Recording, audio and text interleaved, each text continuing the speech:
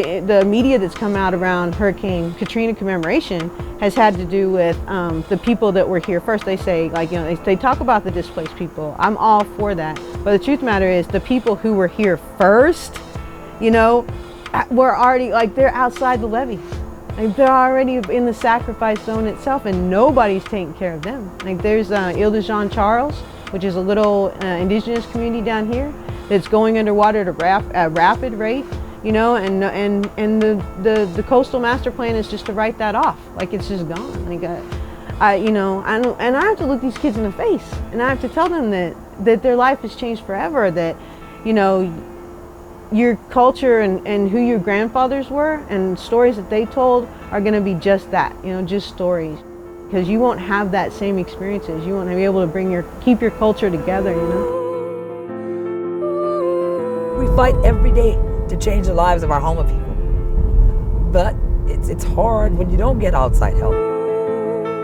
You know, well, first thing of all is our federal recognition. That's the most important issue. But it's the erosion problems that we have. There's so many things that we've been fighting for so many years that, you know, the whole attention is sent to New Orleans, okay? The people in the bayous have had Katrinas year after year after year, and what happens? We regroup. The storm passes. We take shelter. We come home. What we do, we pull our carpets out. We tear our walls halfway off, you know, halfway up the wall. We dry out our homes. We clean it with Clorox. You go in there with hose pipes, wash out the mud, let it dry.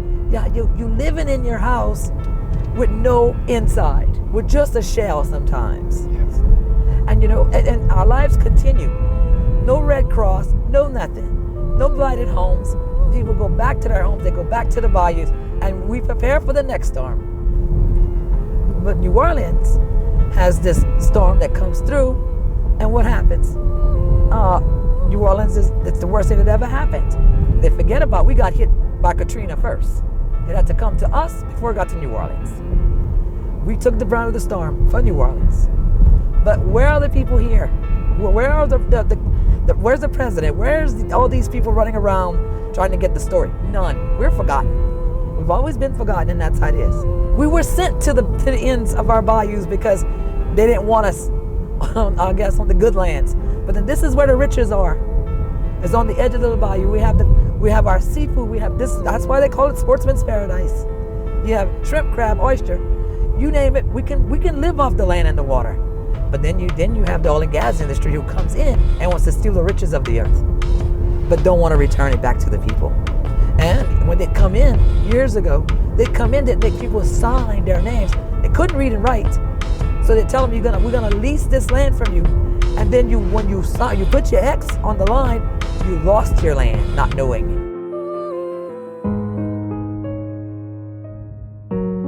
We have a lot of people who clusters of things going on in a community.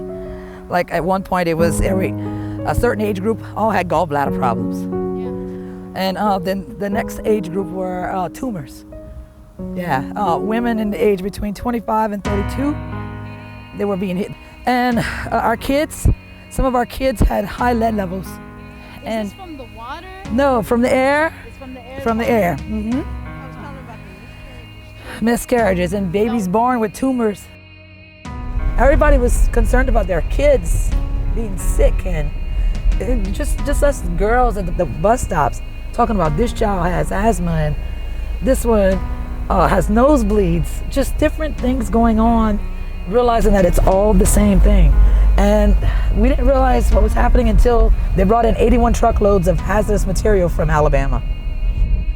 It was able to close down these 4 pits, 2 on this side and 2 on this side of the highway. But this is the one that was called Cell 11. That was the one with the worst material. They had hydrogen sulfide in there. Oh, this over right here, this is all open pits. All open pits.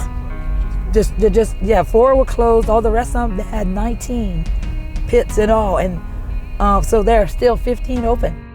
Benzene, arsenic, hydrogen sulfide. But then again, our state allows them to call this non-hazardous material. Yeah, once it crosses state lines, Yes. anywhere else it's hazardous. Yes. When it crosses Louisiana state lines, by definition, it's non-hazardous, and they could dump it right there. Yes. For how long? It stays here forever, never leaves. You see, they have a stockpile further down the road. They have a community that lives on the back side of these trees, and that's Ponashan, and you know, and it's all marsh in between, and so this stuff is seeping everywhere. I didn't choose this life. Yeah. You know, this came to me, and it's like, why? I know why now, but at the beginning, it's like, you know, this is why I have to protect these people. I have to protect my people and our way of life, because if I don't and keep fighting and pushing, even though it seems like we're losing every day, it's still, you still need to do it. It's just there. It's in your body. Yeah, it's in your soul.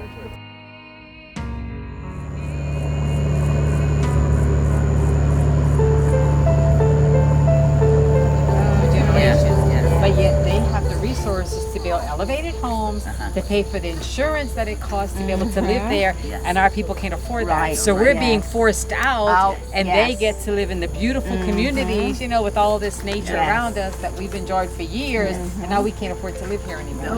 Because we can't afford to rebuild if there's another hurricane, we can't afford the insurance, can't afford to elevate our homes, and they can. So we're being, you know, driven out, and they're coming in. We were pushed here Yeah. because they didn't want us anywhere else. And then I was saying that earlier, you know, we were pushed to the side, get as far away from the other people as possible. Then we find this paradise. We have everything. It's called Sportsman's Paradise for a reason. And then now we're losing it. All the families there, everybody's there. We thought we were smart. No, we wasn't smart. We got away from the bayou, so we lost our family. Right. And the people that stayed on the bayou, they know the hurricanes are coming. You know, you deal with it, you come back. But then you sit here and you're with your family at the end of it. You're with your family. And once you spread away from it, you're gone. That's it. So I had this one the other night. I was visiting some family in the country. I don't know where this might be. Seemed like it was both today and 100 years ago. And everyone gathered at the gazebo, raised a fuss, clapped hands, for I'd finally come home. And they laid a spread for us. Barbecue and crawfish spiced thick the air. And we had all a tongue or a eye could demand. And they was dressed fair in hats and braces, drinking beer. The women with glossy waves of hair got twirled in time to accordion band and cigar box fiddle, and we danced and laughed and whittled the day, till after a little it grew all dark, and the birds stopped their song, and even the children grew somber for the turn of season. We left the park in quiet procession down to the water's edge. An elder whispered and took my hand for youthful strength, and I noticed her dusty dress, the older fabric, and I realized she was of the dead, and these were the honored guests of the day. And when we reached the water's play, the children undressed, slipped silent eels into deeps of green, and strange came the light from the water. The elder said, "Granddaughter, tradition bids us here, each year, where the children swim out over the bones of our houses. Left long ago where stood our land, our gardens bloomed where this water flows. But this year, the children swim out over homes of their own.